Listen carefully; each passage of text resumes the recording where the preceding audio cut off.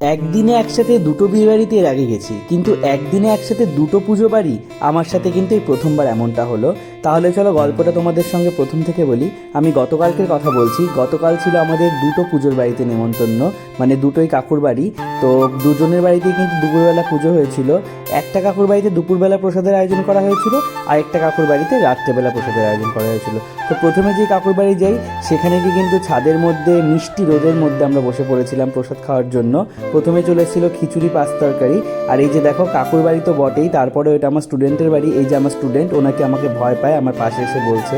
তারপরে চলে এসেছিল কিন্তু পুষ্পান্ন আর আলুর দম, আর তারপরে এসেছিল পায়েস। তো সেখান থেকে প্রসাদ খেয়েই চলে এসেছিলাম আরেকটা কাকুর বাড়িতে। সেখানেও কিন্তু তখন পুজো চলছিল। দেখো দুই বাড়ির মায়ের দর্শনই কিন্তু তোমাদেরকে আমি করে দিলাম। আর আমি যখন গেছি তখন কিন্তু পুজো প্রায় শেষের দিকে, যজ্ঞের ফোঁটা কিন্তু আমি গিয়েই পেয়ে গেছিলাম।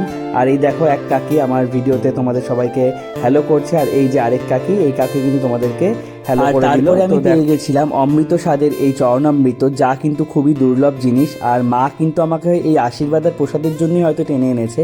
সত্যি মা না চাইলে হয়তো কোনো কিছুই সম্ভব না। আর দেখো কাকিমা কিন্তু আমাকে ভোগের প্রসাদ দিল, যেটা আমি বাড়িতে নিয়েছিলাম। সন্ধ্যের পর আবার চলে গেছি এই কাকিমার বাড়িতে। মা প্রথমেই কাকিমার সাথে দেখা করে নিয়েছিল, আর কাকিমাকে দেখো পুরো রাজরানীর মতো লাগছিল দেখতে। আর এদিন কিন্তু সমস্ত দায়িত্ব দেওয়া হয়েছিল হলিউড ক্যাটারার সার্ভিসিংয়ের ওপরে।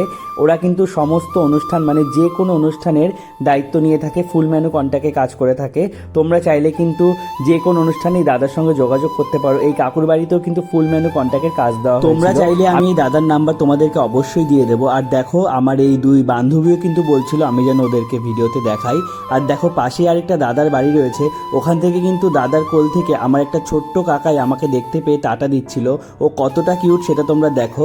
তারপরে কিন্তু আমরা সবাই মিলে বসে পড়েছিলাম প্রসাদ পেতে। প্রথমে এসেছিল ভোগের প্রসাদ, তারপরে ছিল কিন্তু পনির পাসিন্দা, স্যালাড আর সস। আর এই শীতকালে যেটা সব থেকে আমার প্রিয় জিনিস, চলে এসেছিল মটরশুঁটির কচুরি আর আলুর দম। আর পুজো মানেই তো খিচুড়ি পাঁচ তরকারি লাগবেই, সেটাও এসেছিল। তারপরে ছিল কিন্তু ফ্রায়েড রাইস, বেগুনি আর পনির। সবশেষে এসেছিল চাটনি পাঁপড়, আর মিষ্টি মুখের জন্য এসেছিল পায়েস। আর শীতকাল বলে কথা, একটু গরম জল না হলে হাত ধোয়া হয় নাকি? চলে এসেছিল বাটিতে করে গরম জল। আজ তাহলে আসি, সবাই খুব ভালো থেকো, সুস্থ থেকো। দেখা হচ্ছে আবার নতুন কোনো ভিডিওতে।